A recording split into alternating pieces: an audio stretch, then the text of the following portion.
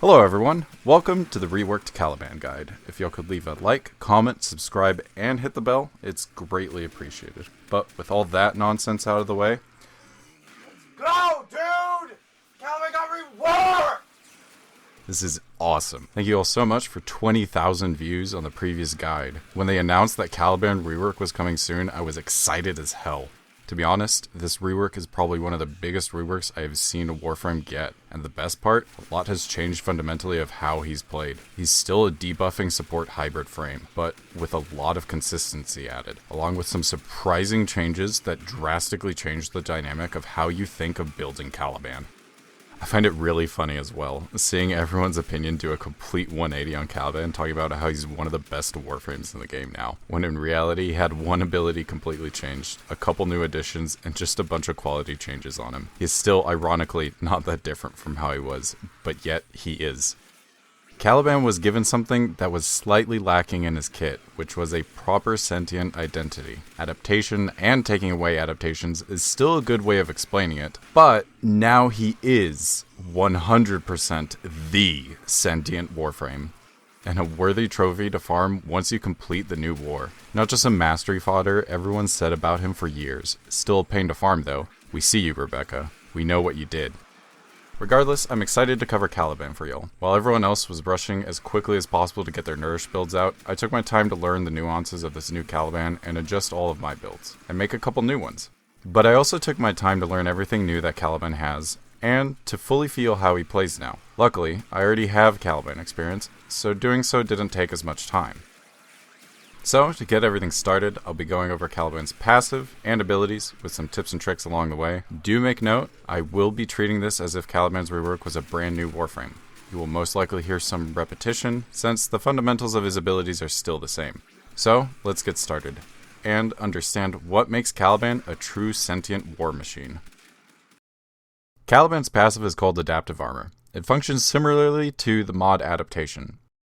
So, let's talk about that first. Adaptation is a mod you get from arbitrations once you unlock Steel Path. How the mod works is when you take damage from an enemy, it takes the highest damage type they are dealing and stacks a resistance each time you're hit by 10% for you, up to 90% of that damage type. It also lasts 20 seconds and will fully disappear once the timer runs out.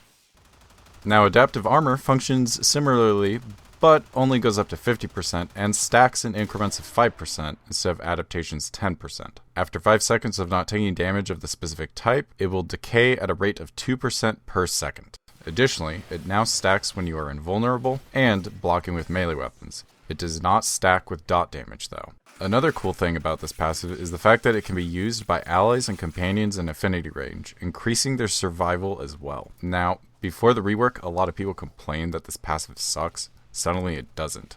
Wow, I wonder what happened. Regardless, if you have a damage type fully stacked up to 50% with your shields that already blocks 50% of all damage, with a little bit of Warframe math, we can figure out that we will be resisting 75% of that specific damage type for free. No mods needed. One of the best passives in the game, and one of the earliest forms of adaptation you can acquire other than trading. Before we get into Caliban's first ability, I'd like to go over what I would call Caliban's second passive, Tau status. Caliban's kit now exclusively deals Tau damage, and along with that, we got Tau status procs. What Tau status does is each stack increases status vulnerability on an enemy by 10% each stack. Each stack lasts for 8 seconds, and getting up to 10 stacks for 100% status vulnerability. Now, with some testing, I have found some rules that apply to the Tau status, and how it functions. Tau status vulnerability functions just like Archon Vitality. It doesn't add status chance to your weapons. It instead gives you a chance to apply an additional status of whatever status you are proccing. This effect applies to your weapons and exalted Warframe weapons. After ample testing, I have found that this does not apply to pseudo-exalted abilities or regular abilities. For an example, I will be using the Alternox at 99% status chance and doing only electric procs. Without any Tau procs on the target, we can easily stack up to 28 procs if we don't hit the 1%. With Tau procs, that amount doubles to 56 procs if we don't hit the 1%, but that's only with a weapon of one damage type. So here's an example with Panthera Prime at 99% status chance with 4 different elements. Now, I won't take your time, but I did multiple tests to make sure that it wasn't adding status chance, and you can test it yourself. The primary theory was, if status vulnerability is giving status chance, then it would fully stack impact and puncture every time. That is not the case for multiple tests. They did not fully stack every time.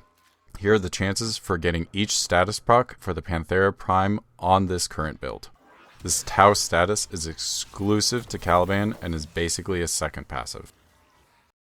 Caliban's first ability, Razor Gyre, received multiple changes, making it one of the best sustained abilities in the game.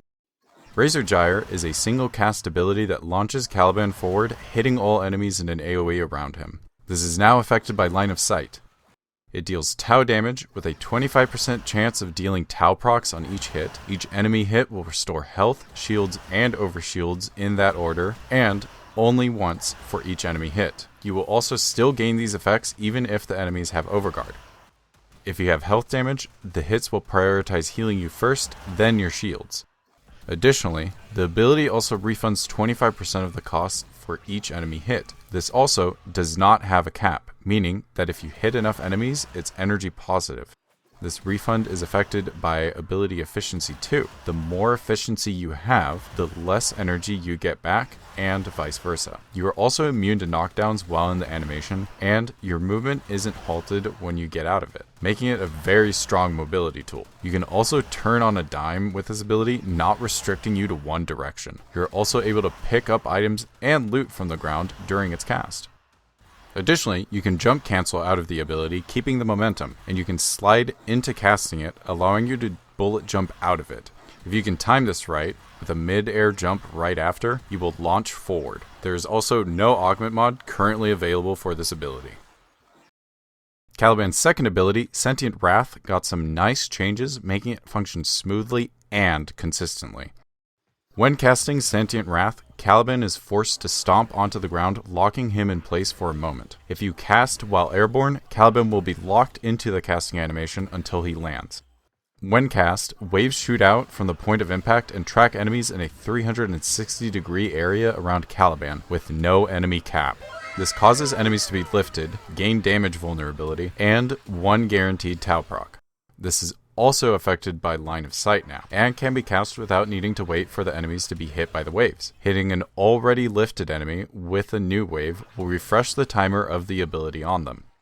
Damage vulnerability is calculated as a multiplicative addition to your final damage number, meaning if you were dealing 1000 damage to an enemy, the 35% damage vulnerability would increase that to 1350. This also works for Warframe abilities and status procs. Additionally, elite enemies such as acolytes and enemies with overguard will not receive the lifted status, but they will still take on the damage vulnerability. Enemies that have overguard when hit with Sentient Wrath that then lose overguard will immediately receive the lifted status. Sentient Wrath also increases the damage that your weapons and other abilities deal to overguard. Sentient Wrath is also the ability the Helminth takes from Caliban to give to other warframes. Do make note, it drastically changes. It will only affect enemies in a 180-degree frontal cone in front of you, and they will not get any Tau procs. If only, dude. If only. Caliban's third ability is Lethal Progeny, which received a couple of new additions in the rework, and, well, you better be ready for an info dump. Lethal Progeny allows Caliban to summon 3 different sentients to fight alongside him. Before we go over the choices, let's go over some fundamentals and similarities of them all. Pressing the ability allows you to cycle between 3 choices. Holding the ability lets you summon whichever one you choose. You can also only have one selected choice out at a time. Each sentient will restore shields to yourself, allies, and companions within range, going into overshields as well. This regen doesn't apply if you have no shields. You need to either regain shields normally, from your first ability, or from mods like the Augur set and Brief Respite to start the shield regen again. Additionally, the shield regen is based on line of sight for allies. This means your allies need to see your warframe's whole body once for them to benefit off the shield regen. But once they fully see you, they are attached for the duration of the summons so long as they are in range. Their level is based on Caliban's rank and affected by power strength, so they will not scale with enemies. However, they do get a flat multiplier on their damage dealt and health totals, since their damage and hit points are based on the actual sentient enemies you can fight. They also get a free 10 times damage multiplier on non-sentient enemies. Additionally, they will stick to you whenever you move around, and if you get 60 meters away from them, they will auto-teleport to you. And, a welcome addition for your allies, they appear as holograms to help you not get confused of which ones are friends or foe. Additionally, your sentients also gain the passives and abilities their enemy variations have. They have a form of health gating at specific health intervals of 80, 65, 45, and 25%. When this health gating is triggered, they gain an adaptation to whatever damage types they are taking. Each adaptation they gain also changes the values of the resistances. One adaptation is 90%, 2 is 80, 3 is 75, and 4 is 70. This allows them to stay alive for much longer. Each variation also gets an additional 40% resistance to the specific type that is procced, multiplicatively stacking with the other resistances. They can also take specific Warframe buffs too. For example, they can use Nourish, Wisp Motes, Elemental Enhancement abilities like Shock Trooper, Roar, and so on and so forth. There is also no augment mod for this ability. Now with all the similarities out of the way, let's go over each one and their uses. The Conculist is the close range damage option. When cast, you will summon 3 of them. They come with multiple abilities in their kit, letting them deal constant damage for you and be a decent distraction towards enemies. The Conculist come with a spin ability that deals constant damage around them and has a chance to deal slash procs for massive damage on anything surrounding them. This lasts 10 seconds and is on a 4-second cooldown for them. They will prioritize using this as much as possible. They also have another ability they shouldn't have access to. Now, I am classifying this as a bug or glitch, but sometimes they do the prism attack the Battlist does. This is a completely different sentient unit that uses heavy weapons for long-range combat. This ability seems random, but you can make it happen by fusion striking your Conculist directly while they are surrounded by enemies. It sometimes takes a couple casts, but they start to invade and disco pretty often when you do. They basically charge up. It still is a random chance for it to happen though. Do keep note, this is not intended. At least I don't think it is. Looks cool as hell though. They will also link to each other once they reach a specific health point to share the damage to help them last longer. Additionally, they also cast Fusion Strike with you on where you first aimed, but at a 0.5 damage multiplier, giving you an additional 1.5 damage to your Fusion Strike with all 3 of them. This will also deal Tau procs and strip defenses, letting you cover a bigger area. However, they do not leave auras behind. These also used to be like taunt totems, holding the same aggro values as Warframes. This value seems to have decreased, but they still attract a lot of attention to themselves. If you are the first one seen, enemies will look at you and ignore the Conculists. But if you go and hide, their attention will go away and completely ignore you until you hit them or get within 5 meters of them. Now, for our first new summon, the Ortholist. This sentient is more of a long-range status spreading utility. When cast, you will summon 3 total. While not as tanky as the Conculists, they are exceptional at spreading Tau status procs for you. With their basic attacks, they have a 100% status chance, and with their mortar ability, they become stationary and transform, launching homing projectiles that will bounce onto multiple enemies at a 300% status chance. They're dedicated to keep the positions they are in, and will only move when you are far enough away, or teleport them to you, so make sure you got them at a good position. Additionally, while they are in mortar mode, they are slightly harder for enemies to hit, giving them a better chance of survival even while stationary. The Summulist is the last addition and the tankiest option out of all 3. When cast, you will summon only 1 Summulist. The Summulist itself isn't much of a threat. Its basic attack deals minimal damage and has a chance to deal Tau procs. But what makes the Summulist special is its ability to summon 6 Coralists. Each give you shield regen, making the Summulist capable of giving the highest amount of survivability out of the 3 options. Additionally, the Summulist, along with the Coralists, have massive aggro values. When standing next to them, enemies will prioritize them over you. And once you get within 5 meters of the enemy, they will turn to face you and fight. But once you get out of range, they will immediately focus on the Coralists again. Once a Coralist dies, the Summulist will prioritize replacing it as soon as possible. Additionally, they all have additional ranged attacks. The Summulist opens its portal again to launch long-range attacks at enemies to grab their attention as long as all Coralists are alive. The Coralists also have their own range attack. The Sumulist also comes with an additional 30% damage resistance on its own, and comes with shields too. The Sumulist is a great option for doing defense type missions, or to help in a pinch in emergencies, making it a great supportive option too. Now for Caliban's fourth ability, Fusion Strike. This received minor changes and still acts the same way, but functions smoother than before. When casting Fusion Strike, you are rooted in place for the duration of the cast. While in the animation, you are also invulnerable until the cast is finished. This invulnerability also applies to your Conculus. During this invincibility, you are also able to regain shields and energy.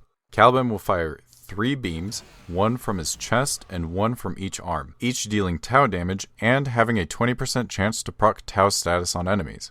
Each beam also strips defenses off enemies by 50%. This means both armor and shields. Enemies can only be stripped by 1 beam if they have already been hit. Once the beams are brought toward its point of contact, an explosion will stagger enemies and leave behind an aura field that strips any enemy's defenses that walk into it.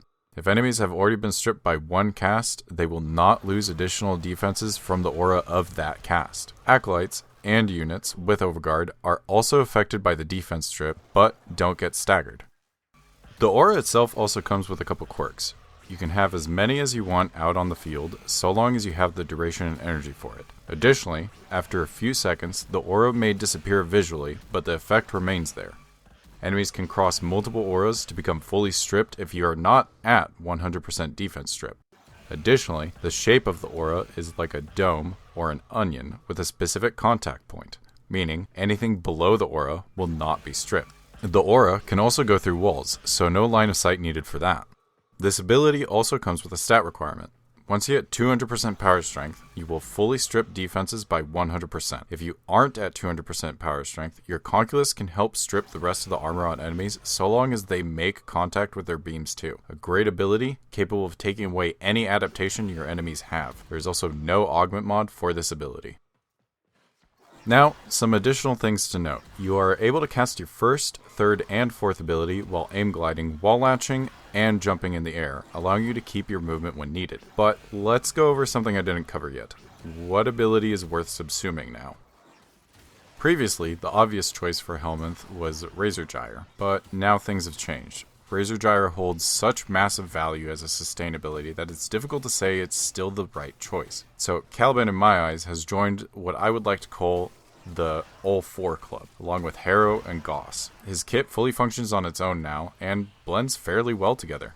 But that still doesn't answer the question. I believe it comes down to what you want to do with Caliban, and the 2 options you should focus on are Razor Gyre and Sentient Wrath. And let me tell you why. Both abilities have great options to keep. Razor Gyre is an amazing sustain ability, giving health, shields, energy, spreading Tau in a massive area, and having great mobility. Sentient Wrath has CC, damage vulnerability, good range with no enemy cap, and guarantees 1 Tau proc on each cast.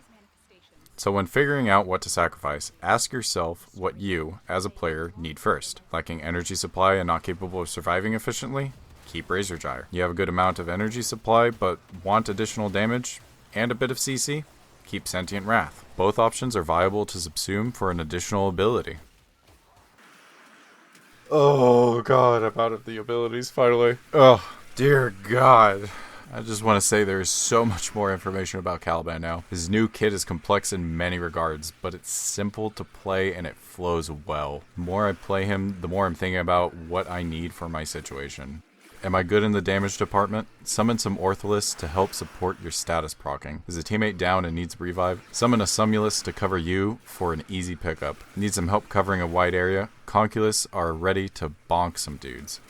Situational awareness is a big plus when playing Caliban, but not 100% needed. Sometimes you just want your sentience to bonk enemies and that's okay.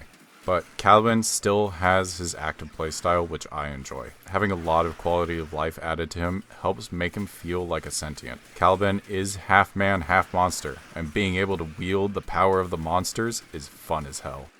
There is still one problem left for Caliban: acquiring him. You only get access to him once you complete the new war, and you have to do Narma bounties on either Cetus or Fortuna. He also requires a lot of material to build him, but with positive certainty, I can say he is well worthwhile to farm now.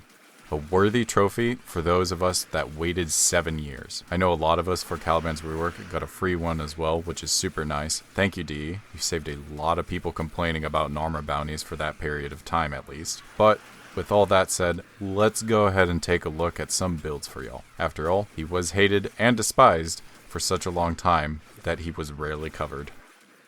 For the early game, I have only one build. The reason for this is you have to complete the new war to get him. The only other means to do this before the new war is buy him from the market yourself or have him gifted to you. So most of the time you will have an Archon reactor in him. But with all that, here's the early game build. Caliban comes with a dash polarity and his aura slot, so enemy radar, energy siphon, and corrosive projection are top recommendations. Caliban also comes with a D polarity and a V polarity, giving you some nice capacity. This build should easily carry you through the start chart. You have great sustain with your first and third ability, making you a walking juggernaut, and a lot of your abilities deal enough damage to kill pretty much anything at low levels. You will have to cast Fusion Strike twice to fully strip, but with your Conculus, you can do it in one cast, if they are alive. Be the sentient that is feared among the stars. For the mid-game build, it gets a bit stronger. We have access to a few mods that can help increase our power, making our summons stronger, and reliably able to full strip by ourselves. The build is also flexible for whatever options you have available. This current setup is a nice casual setup. The goal here is to get your 4th ability to fully strip enemies. You can reach that by using this mod setup. If you only have Blind Rage, you can put on Corrosive Projection to help guarantee 100% armor strip, or put Power Drift in the Exilus slot to reach the benchmark too. If you do that, I recommend putting on one Forma for a dash polarity, that way you have enough mod space for everything. But don't be scared of the negative efficiency. Razor Gyre can help supplement the energy deficit along with Equilibrium.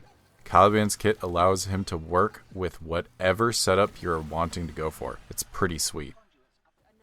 But now for the bread and butter and what I'm sure a few of you have been waiting for, the late game builds. But before we get into that, let's go over a few things. Number 1. Prime Sure-Footed. It sure is nice, isn't it? But don't forget you have other options. If you don't have it, regular Sure-Footed with Fortitude can give you the same benefit. But also, this works out better for Caliban because he loves shield regen. There's also Handspring, a classic in dealing with CC and still effective to this day. But also don't forget Inairu. The Poise passive can give you immunity to CC for 40 seconds with just pressing a button twice. Number 2, I have all the mods maxed out. Don't worry about this. You will get there in time. We have hundreds of ways to farm up Endo now, including the Narmer bounties. You can also use the regular versions of these mods as well. Just remember, these are guidelines for you to follow and use however you want. Number 3, forma your Caliban how you want to. I have this format here that I recommend for all the builds I'm going to show you. I have an Aura forma on Caliban as well. Number 4, for Archon shards, I changed some stuff around. I'm running 1 Tau Amber for casting speed. Since his abilities feel a lot smoother to use now, you don't need as much. I also have 2 Tau Crimson shards for duration because more duration helps keep his summons out for longer, and the auras too. And the last 2 are Tau Violets, set for energy and health conversion. I find that Caliban's first ability is powerful enough to help balance out your energy deficit. So, instead of running an entire Equilibrium mod, I find freeing up that slot with these 2 works just fine, even if you subsume off the first ability. If you don't have access to Violet shards though, I still recommend running Equilibrium, especially if it's a high energy consumption build. That way you're not just spamming your 1 all the time doing nothing. Number 5, your subsume slot can be either your first or second ability. It's up to you what you value more for the setup. After all, it is 100% your choice on what you want to do. But with all that out of the way, let's start talking about the late game builds. To start us off, here's the Red Plague. Not a lot has changed from the previous build Blight Summoner, other than replacing Equilibrium and the Aura with something reliable like Enemy Radar. Razor Gyre is replaced with Nourish, giving you a large supply of energy and viral damage with the amount of power strength you will have. Additionally, your summons will be able to use Nourish efficiently. If they get hit, they will blast viral around them and attract the attention of all the enemies. Each variation benefits differently from Nourish. The Conculist will deal more slash damage with their spins, Ortholis will spread viral like crazy with their auto attacks, and even more so with the Mortar, basically guaranteeing 10 stacks of viral and Tau. And the Sumulist, with its summons, will blast viral on everything's face in the right situations. The large amount of viral they let out will kill enemies on their own. Make sure to cast Nourish on them, that way they can get it. You're also rocking Fast Deflection and Vigilante Vigor to quickly start regenning your shields at 0.2 seconds. That way, you don't have to worry about casting abilities to benefit from your summon's shield regen. You also have Rolling Guard for emergencies whenever they come. A lot of people have already put out their required Caliban Nourish build, so this isn't anything new, but it's incredibly powerful and is probably one of the stronger choices. For the second build, I have Shot Grenade, an evolved version of Thunderstruck. We're still running a shield gate setup on this one, since it's fairly easy to do so with Razor Gyre. Additionally, we have a lot more range than before, letting us cover a wider area with our Fusion Strike and Tesla Bank. Speaking of Tesla Bank, we have Tesla Nervos replacing Sentient Wrath. With the Augment Tesla Bank, any enemies that have a Nervos attached to them will explode electrical damage based on their total health amount, giving you a nice AoE killing tool that scales, while defense stripping massive areas. Also, your Conculists running around, they can also hit these primed enemies and cause them to explode for you, giving you more coverage. You will, however, not start out being able to 100% defense strip until you have Molt Augmented stacked at a certain point, so go murder! For the third build, I have a new addition, Spin to Win. For this build, we are going for more of a focus on duration and subsuming lethal progeny for Aqua Blades. We'll also be running the Augment Surging Blades. Now, there's a reason we want to go ahead and not summon our Sentients. We want all the aggro. With the high duration, Aqua Blades will be up for a large amount of time. And going around with Razor Gyre, each enemy we run by and hit with Aqua Blades will increase the damage of our thrown projectile, along with Sentient Wrath increasing it as well. Growing power helps with a little boost of damage, and we are adding in range to counterbalance the negative Narrow-Minded gives us. That way we can still hit a good amount of enemies with Sentient Wrath and Fusion Strike. The way to play this build is to just charge in constantly. Become the meat grinder. For the fourth build, I have Thermodynamics nice and updated. We are running Equilibrium on here to help with the massive amount of energy needed while spamming Thermal Sunder, which is replacing Sentient Wrath. Razor Gyre, along with the 2 Tau Violets, help keep your energy at a positive position so long as you're playing correctly. Energy management is top priority. But with that, we are also running Arcane Ice Storm. Once fully stacked, it gives us 40% more strength and duration upon freezing 20 enemies with Thermal Sunder. The pattern that works for me is stacking the Arcane up all the way, then summoning whatever sentients I want to help them stay longer and be stronger. You can also, if you want to, run the Thermal Sunder Augment, Thermal Transfer, replacing Augur Reach. You'll have a little less range, but you will be able to give you and your allies heat, cold, or blast damage to your weapons. But most of the time, it will be blast. A pattern I find for using this build is stacking up the Cold Arcane. Cast your Sentience and Fusion Strike in a couple choke points, and go with the pattern Heat, Heat, then Cold. I find that anything that isn't a massive health pool, or an Eximus unit, just instantly dies. But going Cold, Cold, Heat works too. Less damage overall, but helps keep up the Ice Storm stacks. For the fifth build, I have Lightning Rod, an evolved version of Death Horizon. With a massive amount of range, decent strength, and duration, you can ensure to fully defense strip everything in sight. But the real winner of this build is Coil Horizon and its augment, Coil Recharge, which is replacing Sentient Wrath. This completely changes how the ability functions. Instead of tossing it out and grouping a bunch of enemies for you, it turns into a mini Gyre ball that stays for a set duration. Once the duration is done, it sucks up all enemies in range. Now, the mechanics of this augment are not explained at all on the mod, so when you have the coil out, you can press the ability again to have it come back to you to your current location. You can either collide with it to make it stop, move out of the way so that it can keep going in that direction, or melee it to launch it in a specific direction, all while shocking everything it runs by or gets close to. You can also hold the ability instead to cancel it early and suck up all enemies in range. This build is really fun to use, and it itches the Vauban brain of mine of planning out locations for it. And with the amount of range you have, Razor Gyre is amazing for survivability and energy gain. For the sixth build, I have All For You Club, a new addition to the roster. A simple, easy build that just uses the base Caliban kit, since honestly, he works perfectly fine with it too. Strong, reliable survival, damage increasing, CC, aggro pulling, support, defense strip, movement, the whole 9 yards. Caliban is truly a monster of a Warframe. This is just a nice way to enjoy Caliban without needing to worry about min-maxing or extra abilities. Just play the whole kit, you'll have a fun time. And if not, well, you at least got a feel for it and tried something new out, and that's what counts. There we go, y'all. Everything nice and up to date, working far better than expected. I like seeing people change their minds about Caliban, even if it took a massive overhaul for them to finally notice him. Regardless, he's in an amazing spot now. So, to wrap this all up, let's go over some gameplay tips and a review. Your passive is a free mini adaptation. With your shields on whatever specific damage type you are taking, you will be resisting 75% of that damage for free. Caliban's quote-unquote second passive, being able to spread Tau status on enemies, allows you to enhance status builds on weapons by giving you an additional proc of whatever status proc you hit the enemy with. This also works for your allies and exalted weapons, but it does not work on regular abilities or pseudo-exalted abilities.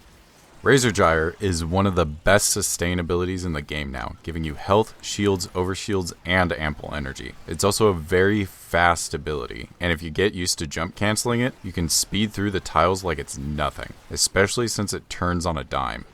Sentient Wrath now properly lifts enemies instead of making them float away. The damage vulnerability is incredible as always, helping enhance all damage tossed at them, and a good form of CC when needed. Enemies with Overguard will be lifted once you get rid of their Overguard. A nice addition for sure. Lethal Progeny can now let you summon an army suited for any situation. Conculists are great at spreading around a lot of slash damage and doing decent melee damage themselves. Ortholis are great long-range status support, and, with the right build, can melt hordes of enemies on their own. Summulists are also the defense option, an amazing support for yourself and the team. Fusion Strike is a very flashy way of stripping enemies' defenses and does a decent amount of damage. It shouldn't be treated as a killing tool, but as a primer. Also, having the capability to still leave auras in choke points is a big plus, even if you can't see them. Do make note, if you are not at 100% strip and are running corrosive projection for your full armor strip, you will be less effective against shields since they can regen immediately if not fully removed. Caliban can also go with whatever defensive mods you want. Health tank, shield tank, armor tank, shield gating. The choice is yours. Just about anything can work on Caliban. After all, his role as a debuffer allows you to bump up gun damage, ability damage, anything you can think of. Having a Caliban in your team means the enemies have no chance of adapting to y'all and will forever be wet tissue paper. You'll also be nice and topped off on shields too, along with some free adaptation if you aren't running it. I'm happy to say that Caliban is one of the strongest warframes we have available to us, and if anyone says otherwise, well, something is wrong with you. You want The Sol system. it's yours. Whatever game you're playing, it won't work. You can't defeat me. No, I know. But he can. No! Thank you everyone for watching the video. Honestly, it means a lot to see the support and care and love and everything like that in the comments. It's just people wanting to see my video. It's like, thank you. Seriously. That really does just mean a lot. If y'all could leave a like, comment, subscribe, hit the notification bell, the whole YouTube jargon, make sure that the algorithm picks up the video and sends it to people that are actually trying to find something that's a little bit more in depth. Of course, I got the fashion here for all of you to enjoy, but with all that out of the way, you know, honestly, this has been a pretty damn good year. A lot of this stuff couldn't have happened if a few of you just picked up the video and shot it out in every single direction. It's so strange. It's so strange seeing myself being recommended to people. Every now and then, I go on the Warframe Reddit and kind of just look around and all that stuff, and it's just like, oh, somebody's asking about Vauban, and it's just like, oh, you should check out Professor Disto. It's like, oh my god, what the fuck am I doing?